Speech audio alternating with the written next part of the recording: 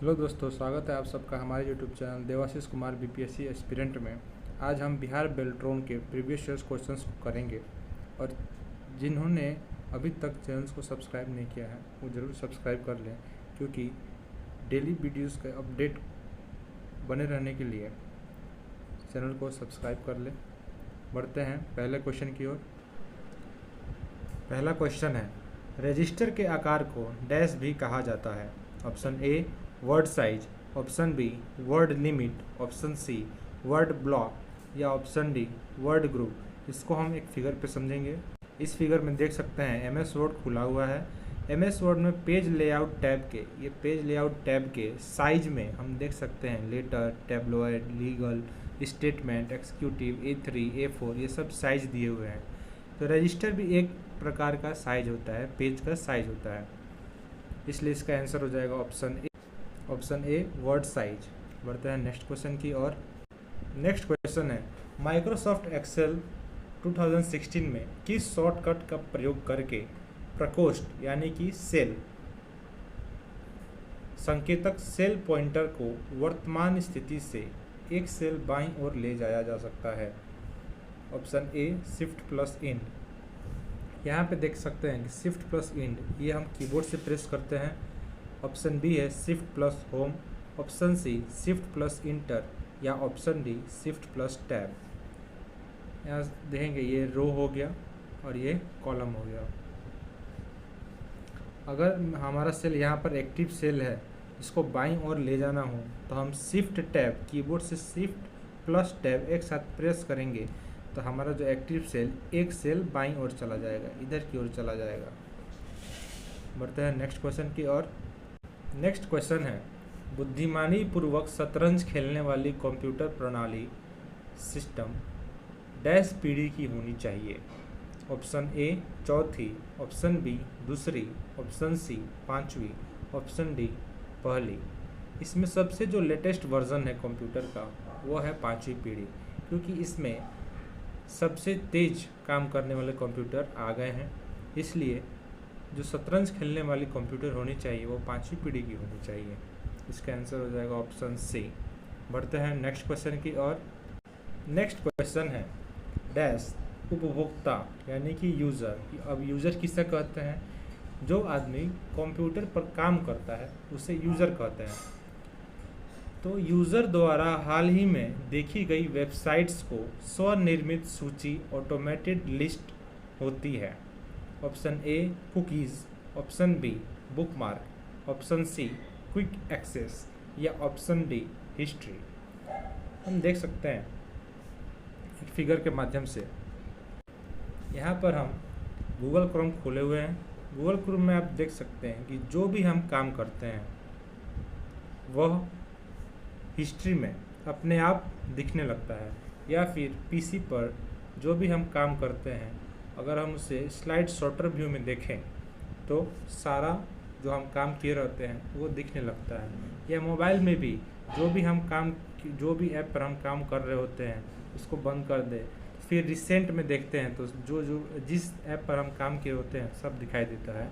उसी तरह ब्राउज़र में भी हम देख सकते हैं कि जो काम हम करते हैं, जो सर्च करते हैं, जिसके बारे में जानते हैं, अपने आप उसका एक लिस्ट बनते जाता है वो, और उस लिस्ट को हम हिस्ट्री कहते हैं, हिस्ट्री के नाम से जानते हैं। तो इसका आंसर हो जाएगा ऑप्शन डी हिस्ट्री, क्योंकि यूज़र द्वारा जो वेबसाइट्स पे काम करते हैं, वेबसाइट्स पे जो भी चीज़ देखते हैं वो ऑटोमेटेड उसकी जो लिस्ट बनती है उसे हम हिस्ट्री कहते हैं। बढ़ते हैं नेक्स्ट क्वेश्चन की ओर। क्वेश्चन है, 1 गीगाबाइट में डैश मेगाबाइट होते हैं। अब मेगाबाइट में क्या होता है? तो 1 मेगाबाइट में 1024 किलोबाइट होता है। उसी तरह 1 गीगाबाइट में 1024 मेगाबाइट होते हैं। इसका आंसर हो जाएगा ऑप्शन सी 1024। बढ़ते हैं नेक्स्ट क्वेश्चन की ओर। नेक्स्ट क्वेश्चन है, MS power point. MS power point हम जान लें कि MS पावर पॉइंट एक प्रेजेंटेशन सॉफ्टवेयर होता है। किसी भी चीज़ को हम बताने के लिए या फिर आजकल के जो भी ऑनलाइन क्लासेस चल रहे हैं उसको समझाने के लिए, पढ़ाने के लिए हम MS पावर पॉइंट का यूज करते हैं। MS पावर पॉइंट 2016 में विषय वस्तुओं ऑब्जेक्ट्स के स्थान परिवर्तन और रूप परिवर्तन को सरल बनाने के लिए डैश कमांड विभिन्न विषय वस्तु ऑब्जेक्ट्स को एक ही विषय वस्तु में एकत्र करता है। Option A group, option B combine, option C merge या ऑप्शन डी स्प्लिट। इसका आंसर होगा ऑप्शन ए ग्रुप, क्योंकि जब हम पावर पॉइंट बनाते हैं तो विभिन्न प्रकार के टेक्स्ट बॉक्स, शेप्स वगैरह वगैरह चीज़ का हम इस्तेमाल करते हैं। मान लीजिए उन लोगों को एक साथ मुझे कहीं ले जाना है, कॉपी या पेस्ट करना है, तो उसको एक एक करके न करके हम सबको सेलेक्ट करके ग्रुप कर लेते हैं। ग्रुप करने के बाद जो भी हम शेप्स बनाए होते हैं, जो भी हम टेक्स्ट बॉक्स में लिखे होते हैं, उसको हम एक साथ कहीं पर कॉपी या पेस्ट कर सकते हैं या ले जा सकते हैं या मूव कर सकते हैं। इसलिए इसका आंसर हो जाएगा ऑप्शन ए ग्रुप करते हैं। बढ़ते हैं नेक्स्ट क्वेश्चन की ओर। नेक्स्ट क्वेश्चन की ओर बढ़ने से पहले हम जान लें कि कंबाइन, मर्ज, स्प्लिट क्या होता है। कंबाइन दो चीज़ को आपस में मिलाना कंबाइन कहलाता है। ऑप्शन सी है मर्ज। मर्ज किसे कहते हैं? मान लीजिए एक्सेल में या टेबल में ये दो टेबल्स हैं, इनको एक साथ मिला लेना मर्ज कहलाता है। इससे हमारा स्पेस बढ़ जाता है। दूसरा है स्प्लिट। अब स्प्लिट क्या होता है? मान लीजिए MS एक्सेल में या फिर MS वर्ड में टेबल जो हम खोलते हैं, टेबल ये दिया हुआ है। अब टेबल में जो ये एक खंदा हुआ है, इसको मुझे 4 भाग में या 2 भाग में बांटना है, तो क्या करेंगे? हम स्प्लिट ऑप्शन का उपयोग करते हैं। स्प्लिट ऑप्शन से हम इस टेबल को 2 भाग में या जितने भाग में तोड़ना चाहें उतने भाग में हम बांट सकते हैं। बढ़ते हैं नेक्स्ट क्वेश्चन की ओर। नेक्स्ट क्वेश्चन है हार्डवेयर और सॉफ्टवेयर के बीच अनुवादक जो डिवाइस का उपयोग करता है उसे डैश के रूप में जाना जाता है। Option A device configuration, option B device driver, option C device utility या ऑप्शन डी डिवाइस कंपाइलर। इसके लिए एक एग्जांपल से समझते हैं इसको। जैसे कि मान लीजिए कोई गाड़ी है और वो हार्डवेयर है, उसे चलाने के लिए एक ड्राइवर चाहिए होता है जो कि सॉफ्टवेयर का काम करता है, जिसकी वजह से गाड़ी चलती है। इसमें भी हार्डवेयर को चलाने के लिए एक सॉफ्टवेयर की ज़रूरत पड़ती है जिसे हम डिवाइस ड्राइवर कहते हैं। जैसे कि प्रिंटर हो गया या फिर अनेक तरह की मशीनें हो गई जिसे हम कंप्यूटर में कनेक्ट करते हैं, उनको चलाने के लिए हम एक सॉफ्टवेयर डाउनलोड करते हैं जिसे हम ड्राइवर कहते हैं। जो कि ना हो तो वो हार्डवेयर न चलेगा। इसलिए इसका आंसर हो जाएगा ऑप्शन बी डिवाइस ड्राइवर, जिसकी मदद से हार्डवेयर का हम उपयोग कर सकते हैं। बढ़ते हैं नेक्स्ट क्वेश्चन की ओर। नेक्स्ट क्वेश्चन है माइक्रोसॉफ्ट एक्सेल 2016 में वह विकल्प जिसके द्वारा आप प्रिंट किए जाने वाले क्षेत्र का चुनाव कर सकते हैं डैश मेनू के अंतर्गत होता है।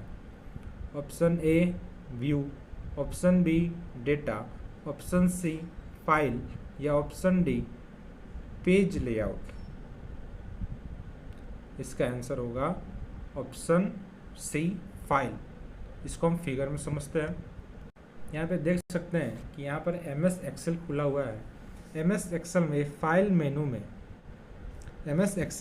ये फाइल मेनू में प्रिंट का ऑप्शन दिख रहा होगा आपको। यहाँ पर प्रिंट का ऑप्शन है, तो किस मेनू में दिखाई देता है? तो फाइल मेनू में। फाइल मेनू में हमें प्रिंट करने का ऑप्शन दिखाई देता है, इसलिए इसका आंसर हो जाएगा ऑप्शन सी फाइल मेनू। बढ़ते हैं नेक्स्ट क्वेश्चन की ओर। नेक्स्ट क्वेश्चन है सुपर कंप्यूटर की गति का मापन सामान्यतः डैश नामक इकाई में होता है। Option A MIPS, option B FLOPS, option C gigabyte या ऑप्शन डी SLOPS। जिसमें ऑप्शन ए MIPS का फुल फॉर्म होता है multiple instructions per second, million of instructions per second. Option B FLOPS का फुल फॉर्म होता है floating point operation per second. तो जो सुपर कंप्यूटर का मापन गति होता है वो हम ऑप्शन बी फ्लॉप्स में मापते हैं। बढ़ते हैं नेक्स्ट क्वेश्चन की ओर।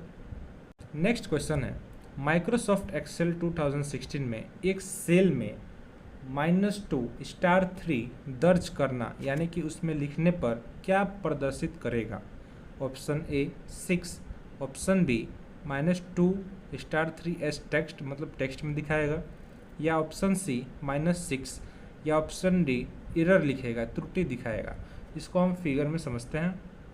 यहाँ देख सकते हैं कि एक्सेल में एक सेल के अंदर हमने -2*3 लिखा है। अब देखते हैं कि ये क्या दिखाता है। यहाँ देख सकते हैं कि -2*3 लिख कर जैसे ही हम इंटर प्रेस करते हैं तो यहाँ पर हमारा -6 दिखा रहा है। तो आंसर हो जाएगा -6 ऑप्शन सी। चैनल को देखने के लिए, वीडियो को देखने के लिए धन्यवाद। अच्छा लगे तो लाइक, सब्सक्राइब और शेयर करें। जय हिंद।